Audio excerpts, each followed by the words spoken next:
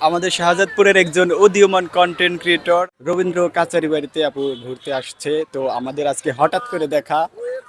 তো কেমন আছেন আপু? আলহামদুলিল্লাহ, আমি অনেক অনেক ভালো আছি।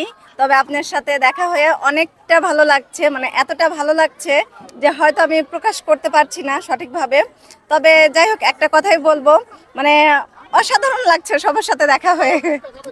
যাই হোক, ঈদের আনন্দে রবীন্দ্র কাচারি বাড়িতে অনেক লোক এসেছে ঘুরতে। যাই হোক, ঈদের সবাইকে ঈদের শুভেচ্ছা, ঈদ মোবারক।